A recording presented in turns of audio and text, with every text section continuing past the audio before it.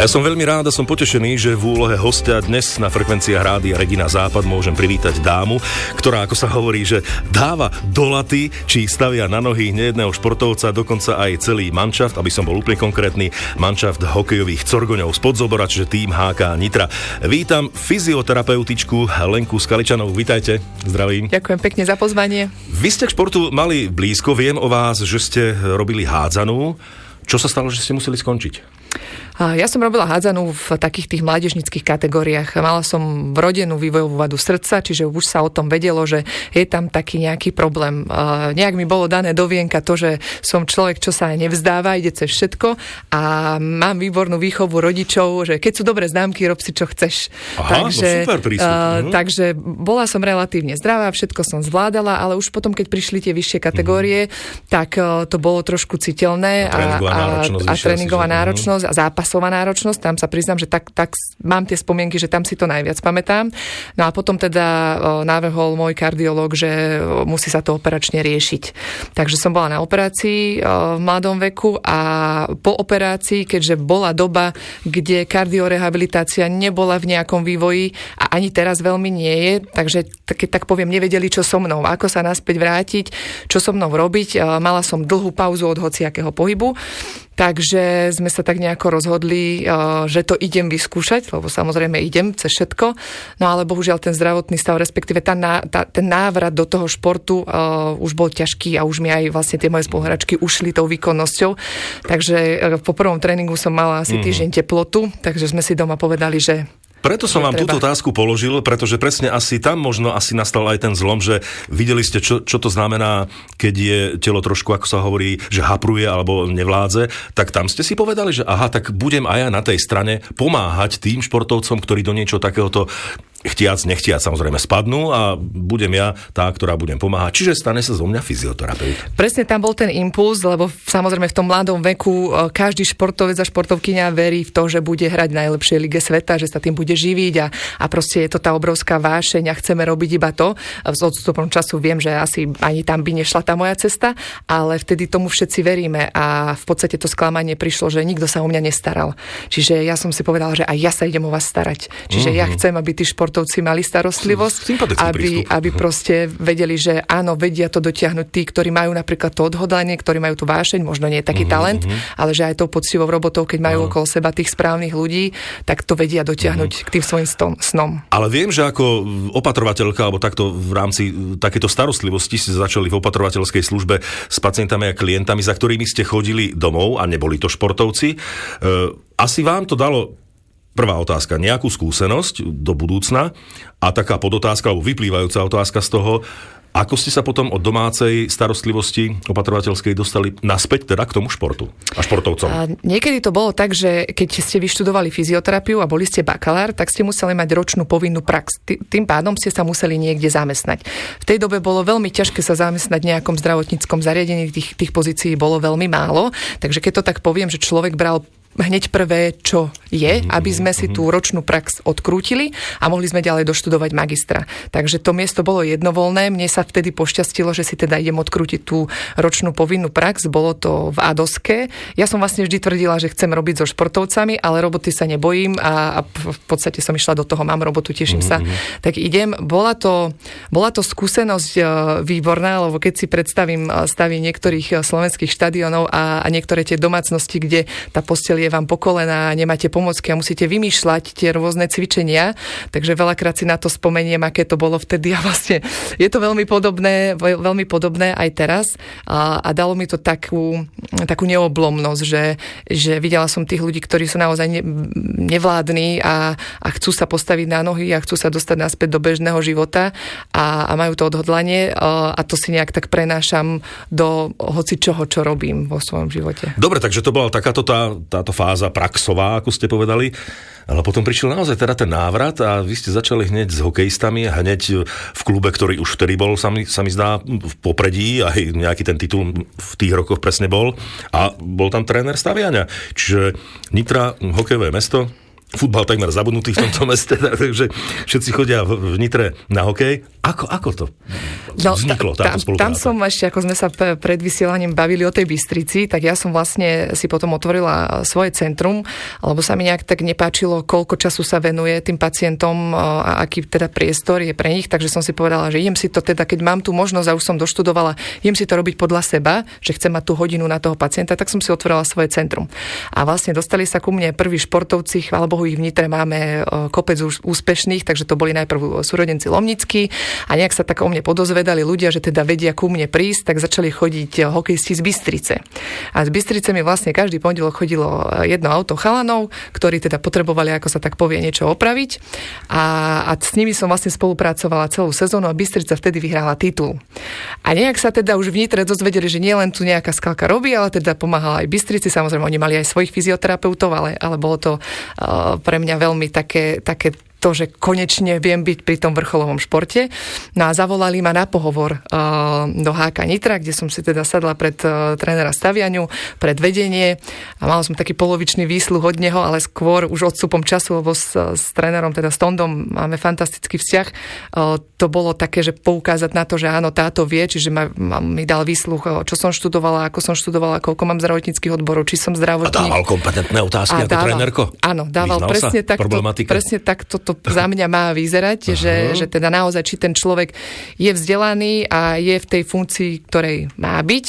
Takže potom pohovore sme sa nejak tak dohodli, že dobre, ale tak ja budem prvá žena nielen v histórii toho klubu, ale myslím, že celkovo. A to nikdy neviete, ako to sadne. Ja som zastanca toho, že tá žena má byť v tom mužskom kolektíve, ale musí to sadnúť aj povahovo, aj tí chalani vás musia zobrať, ono to je vlastne aj s chlapmi, nielen so ženami. Takže sme sa tak nejako dohodli, že dobre, dáme si takú dvojmesačnú skúšobnú dobu, že či to teda zvládnem. No a potom už sme si po tých 2 mesiacoch ani nesadli, že ideme ďalej, už to tak plynulo išlo a chvála Bohu, ja som teda drvivú väčšinu chalanov v kabine poznala, lebo boli to Nitrančania, takže si to tak akože sadlo.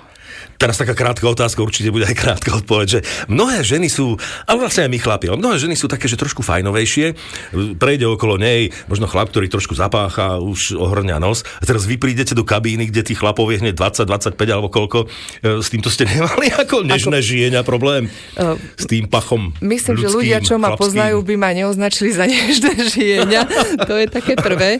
Prvý týždeň mi kabína strašne smrdela, ten zápach je tam taký, že typický.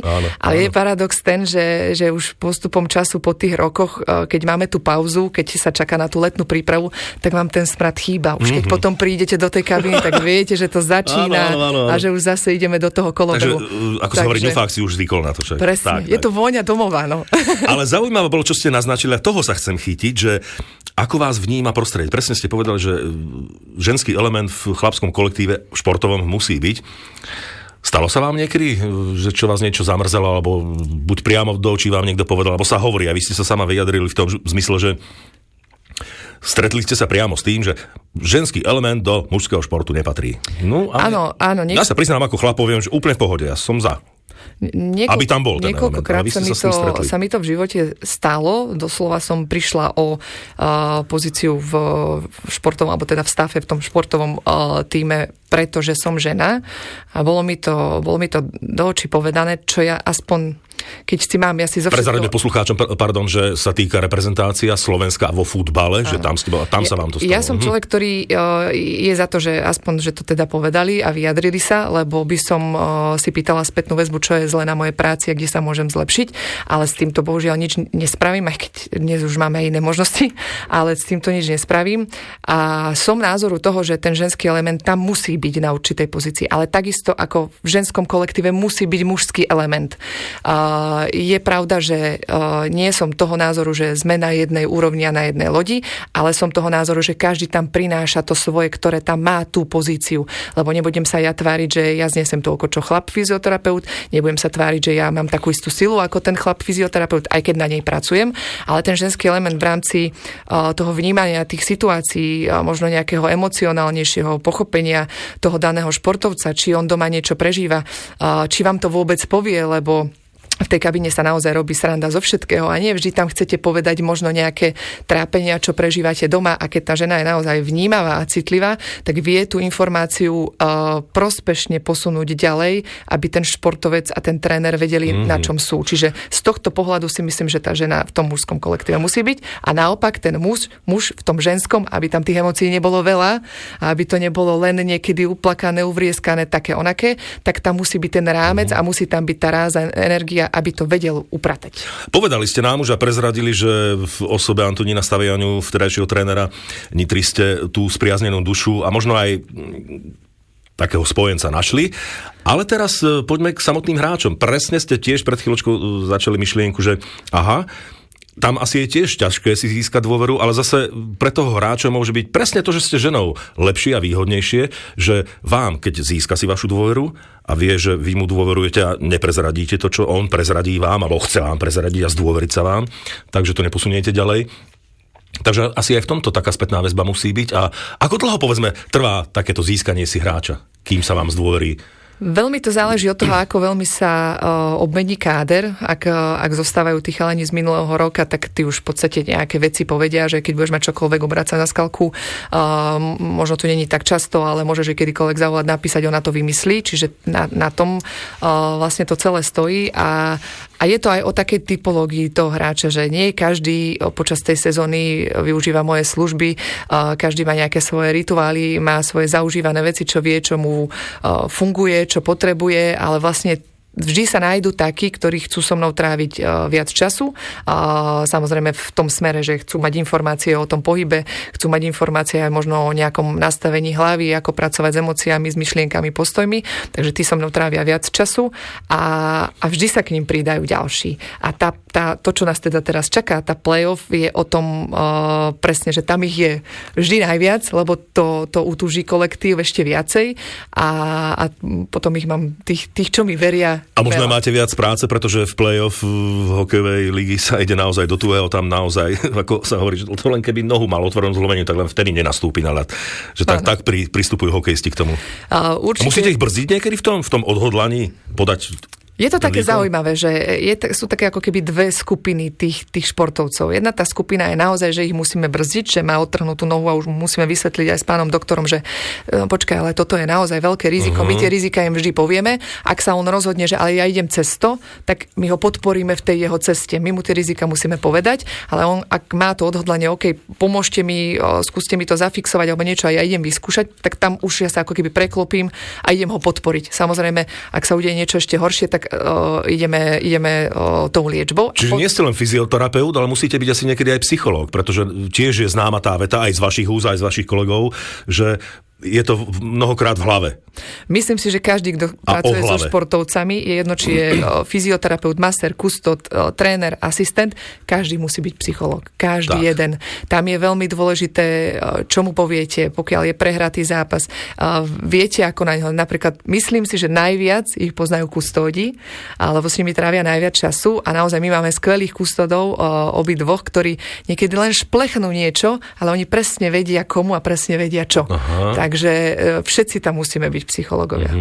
Dobre, hovoríte hráč, skupina hráčov, buďme konkrétni. Dočítal som sa, že pod vašimi rukami bol aj dnes už hviezda NHL, nedávno reprezentant Olympionik Šimon Nemec a bol v mladom veku, keď začal a už ste ho mali pod rukou, alebo napríklad takého, viem, že máte zaujímavé zážitky aj s Vladom Vajsom, s Vladkom mladým. Tak poďme napríklad k tomu Šimonovi. Bol už tedy takou hokejovou osobnosťou aj po tej mentálnej stránke?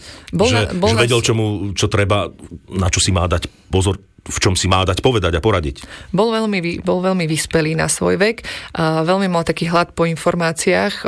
Ja vždy tak hovorím, a už som to naozaj viackrát omielala v podstate, že on keď mal nejaký problém, tak on sa prišiel spýtať, že čo má robiť, aké cvičenia. Čiže on ako keby hneď išiel do toho prístupu, že povedz mi, čo mám robiť a ja to budem robiť. Aha. Takže bol veľmi vyspelý na svoj vek, aj v rámci vnímania toho športu a toho hokeja.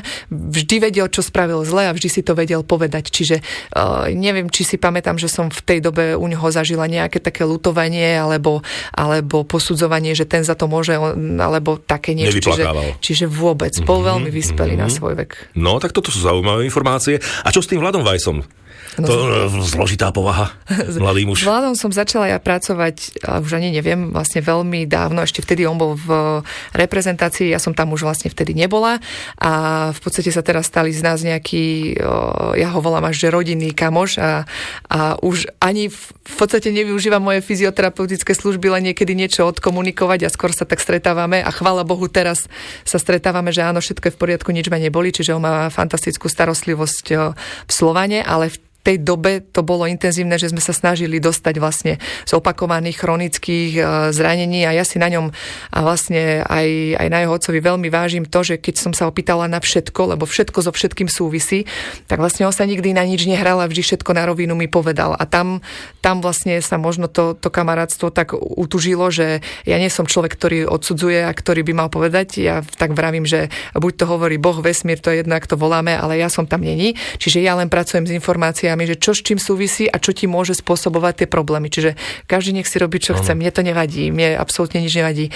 Ale toto bolo u ňoho také, čo aj mne, lebo som tiež mala predtým také, že bože, či si budeme sedieť a či to bude fungovať. A toto bolo pre mňa naozaj také výnimočné, že nie každý to má v sebe, nie každý športovec si takzvané vie na seba naložiť, aby vedel s tým potom pracovať. Čiže toto on má. A z toho mi vyplýva, že aj vy musíte mať individuálny prístup ku každému zvlášť. To nie je nejaká šablóna, podľa ktorej ide nejaký manuál, ale absolutne asi máte tu Vajsa tak, a na neho tak, máte Šimona Nemca tak, chalanov v Nitre, ten je taký brankár, je taký útočník, je taký ten meno XY. Asi, že tiež... Robíte si poznámky, alebo to máte v hlave už všetko?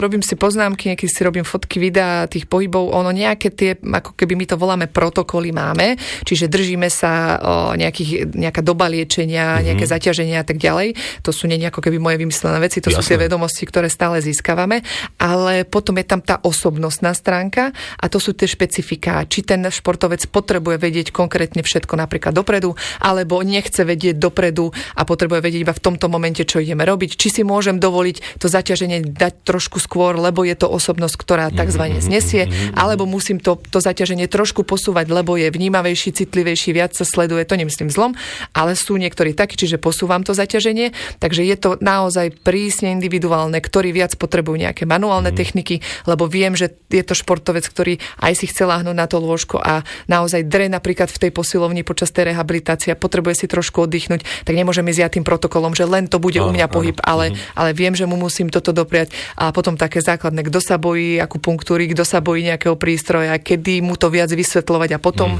alebo to môžem hneď aplikovať, čiže je to naozaj prísne individuálne. Ešte buďme konkrétnejšie, aby sme to našim poslucháčom predstavili vašu úlohu pri tíme. Aká je úloha fyzioterapeuta, povedzme, v tréningovom procese, medzi zápasmi alebo v prípravnom období a napríklad, aký je v tom rozdiel, keď je deň zápasu? Čo robíte v deň zápasu, pred zápasom, počas zápasu, po ňom? No, my máme takzvaný ako keby regeneračný deň, kedy buď sú chalani u mňa na individuálnej terapie, my to voláme, čiže riešime tie dané problémy a plus mávame také takzvané skupinové mobility, čiže sa snažíme obsiahnuť viacero tých hráčov. Individuálne vlastne prichádzajú každý deň s nejakým problémom, ja sa ich snažím učiť to, že radšej mi napíš aj za blbosť, aby sme si to vedeli vyhodnotiť, lebo potom aj mne sa ten problém rieši náročnejšie, keď ty vieš, že vydržíš a už prídeš možno s nejakým natrhnutím svalu a tam sú aj tie moje možnosti obmedzenejšie, čiže to je ten proces týždenný a plus tam majú nejakú regeneráciu, saunu, čo im vlastne organizujem a sú obdobia, kedy naozaj intenzívne potrebujú masáž, čo vlastne u nás robí masér a keď potrebuje, tak ja mu s tým pomáham, čiže ja občas masírujem a potom sú tie zápasové dni, kedy ja vlastne prichádzam 2 hodiny pred zápasom, majú individuálnu rozcvičku so mnou, čiže každý, čo už má aký zvyk a rutínu, čo potrebuje, plus nejaké tejpovanie, alebo keď niečo vyskočí potom pri rozcvičke, čo teda nemám veľmi rada, ale keď 40 minút pred zápasom niekto príde a povie, seklo mi v krku a ja musím rýchlo niečo vymysleť a vyriešiť, takže to sú také tie stres a panika aj pre mňa. Zápasové rytmy. Ale chvála Bohu, to viem zvládať, že to mi nejak bolo nadelené tiež, že vždy niečo vymyslím a tu mi taká bublinka vznikne pri hlave a niečo mi napadne. Takže to sú pred tým zápasom, a ja teda to má je tak častejšie vidieť, že im dávam taký ten čpavok smradlavý, aby ich to teda trošku nabudilo. Ja sa priznám, že som to nikdy neočúchala, mi to smrdí už z metra, keď to musím dávať do tej flaštičky. Plus teda nejaký cukor počas zápasu, keď nám tam niečo vyskočí, ak potrebujeme ísť hráčom do kabíny, vlastne vyhodnotiť ten daný problém. A môžete? Pustia vás do kabíny? Alebo je to normálne, že tam idete? Áno, ja normálne chodím počas toho zápasu, čiže vyhodnočiť, či to zranenie, či môže s tým zranením vlastne pokračovať ďalej, alebo nie, to je v spolupráci vlastne s doktorom. No a potom po zápase začína taká tá najväčšia robota, že zase vyhodnotiť, ak potrebuje niekto do nemocnice nejaké ďalšie vyšetrenie, alebo teda už ideme riešiť daný problém a potrebujeme ten regeneračný čas po zápase vlastne využiť. Hovorili sme hovoríte o regeneráciách, ale skúsme niečo povedať takej téme, že predchádzať tomu, pretože hovoríte o tom, že už riešite niečo, čo už nastalo. Ale radíte hráčom alebo športovcom aj, ako si dávať na seba pozor, možno iným športom sa vyhýbať, alebo stravné nejaké návyky, alebo biorytmus v rámci spánku, oddychu. Čo všetko sa do toho predchádzania dá zabaliť? Oni vlastne už celého toho tímu od nás dostávajú vždy nejaké informácie postupne a oni aj sami sa pýtajú, že ten má problém so spánkom, ako by to mohol zlepšiť, nejaké dýchové cvičenia, okuliare na blokovanie modrého svetla a tiež aj na predchádzanie vlastne svalových napríklad zranení, čo sa snažíme my už nastaviť, alebo aj oni majú aj z predchádzajúcich klubov už svoje nejaké rutiny a rituály a vedia, že sa musia o seba starať. Ale ten šport a ten hokej je tak náročný a tak dynamický, že niekedy mi je ľúto takých tých chalanov, kedy sa im stane ten paradox, že tento sa aj o seba stará, má aj stravovanie, aj pitný režim, aj spánkovú rutínu a všetko. Aj just ho niečo postihne. Že proste niektoré tie úrazy sú proste typické pre ten šport, že si tam otvoria sa náhodou dvierka na striedačke, on ich trafí, zle ho narazia na mantinel, zlomené rebra, vyluxované rameno, proste sú to také tie smolné situácie. Základ, o ktorom hovoríme, že ste fyzioterapeut, spomenuli sme, že musíte byť aj psychológ s individuálnym prístupom a mám pocit, že od toho nie je ďaleko byť aj mentálnym kaučom. Ono je to v podstate ako keby len sa nejakým spôsobom nazveme asi podľa toho, čo ten človek absolvoval v rámci štúdia, tak ja som študovala psychosomatiku, čo mi bolo také najbližšie, lebo je to pre mňa spojenie s tým telom a to, ako rozmýšľame, aký máme postoj a ako sa chováme, aké máme emócie, tak sa na našom tele somatizuje, či chceme alebo nechceme. Takže mi to potom, teda predtým, ako som išla študovať, mi to veľký význam dávalo, že ale ja tomu musím porozumieť, lebo nemôžem len riešiť ten mechanizmus a tú schránku, to naše telo, ale musím vedieť aj, aký podnet tomu telu dávame. Takže ja by som sa mala volať psychoterapeut, ale je to pre mňa vtipné, lebo tí psychoterapeuti, ktorí to vyštudujú a majú ďalšie výcviky a mám voči nim obrovskú úctu, majú toho viac za sebou ako ja, takže ja tak hovorím, že sa nejak tak rýpem v tej hlave. Ako prebieha ďalšie, povedzme, vzdelávanie, pretože určite nie ste človek, ktorý niečo vyštudoval, teraz sa už len venuje športovcom. Komunikujete, povedzme, s kolegami z iných tímov, medzi sebou, alebo komunikujete aj s nejakou komunitou zo zahraničia, takto fyzioterapeutov, alebo máte ďalšie nejaké možnosti ďalšieho vzdelávania? Ja vlastne som výmeny skúseností. Ja som taký večný študent, čiže aj teraz vlastne si robím doktorát, robila som si špecializáciu, rôzne kurzy, ale mám to šťastie, že ja pracujem vo svojom centre v tíme, kde je kopec odborníkov a my vlastne každý týždeň sa stretávame pravidelne a riešime našich pacientov. A veľakrát napríklad robím aj ja to, že tí chalani z klubu nechodia len ku mne, lebo ja potrebujem vidieť aj ten pohľad tej mojej kolegyni, lebo či chcem alebo nechcem, keď ja som unavená, vystresovaná, je toho veľa, prichádza nám playoff, tak mi môže niečo uniknúť, hlavne keď sa ten stav nezlepšuje. Takže ja vždy tých chalanov pošlem vlastne ako kolegom, aby mi oni dali tú spätnú väzbu, že tam niečo iné uvideli a aby sme sa vedeli posunúť ďalej. Dobre, ak stručne môžete povedať, že kolegovia z iných tímov extraligových, povedzme, prišiel tam hráč, ktorý hral predtým v Nitre, teraz pôsobí niekde inde a ten fyzioterapeut vám zavolá: vieš čo, pani kolegyňa, pracovala si s ním, aký je tento spôsob komunikácie? Ja sa veľmi, takto meníte, vymieňate. Ja sa veľmi o to snažím, lebo tiež mám také pravidlo v živote, že viac hlav, viac rozumu. A mňa to baví zisťovať, kto čo si myslí a na čo príde a aj vždy sa pýtam aj čo študovali a tak ďalej, čiže mám obdiv aj k ostatným kolegom. Mne vlastne chodia chalani zo Spišskej, teda už až doteraz, prichádza play-off, tak nemôžem už zobrať ostatných, ale zo Spišskej vlastne s Bystricemi chodia, so Zvolenami chodia a vždy dávam tú spätnú väzbu, že čo my vlastne robíme, aby ten fyzioterapeut v tom klube vedel na tom pracovať. Zjavne asi úplne posledná otázka, pretože čas nás tlačí. Hovorili sme o tom, že ste prvou ženou na extraligovej hokejovej lavičke. Myslíte, že máte, ako sa hovorí v talóne, nejaké nasledovničky alebo pokračovateľky alebo ďalšie baby do partie, ktoré by tomuto sa mohli venovať, alebo že by mali na to, aby sa tomu venovali? Medzi tým už vlastne aj ostatné kluby mali ženy, dokonca viem, že Trenčín mal aj na pozície kustodky, čo teda tiež pre mňa klobúk dole, ale bola vlastne aj moja kamoška Zuzka v Košiciach, tá už tam teraz nie je, ale už nás je viacej, takže sme sa vždy tak ako keby aspoň spájali, lebo tak to my ženy vieme najlepšie sa pospájať dokopy. Takže ja verím tomu, že to nie je nejaký trend, ale že si naozaj zoberieme aj možnosť tých zahraničných a svetových klubov, že je to naozaj bežné a je to naozaj prospešné mať ten ženský element a pohľad v špičkových športových kluboch. Tak je fajn, že sme takto pozitívne zakončili túto debatu, že ten ženský element má vytvorenú pozíciu, aby sa uplatnil nielen na hokejových laviciach, ale povedzme celkové vo vrcholovom športe. O tom, ako to funguje medzi fyzioterapeutmi a aká je to práca, to nám myslím, že celkom pekne a plasticky objasnila naša dnešná hostka Lenka Skaličanová, fyzioterapeutka, okrem iného aj hokejového tímu HK Nitra. Držím vám palce nielen v vašej práci, držím palce vášmu manšaftu, držím palce nášmu hokeju. Nech máte možno na druhej strane čo najmenej roboty, aby všetci boli zdraví a podávali dobré výkony. Ďakujem. Ďakujem pekne. Rádio Regina.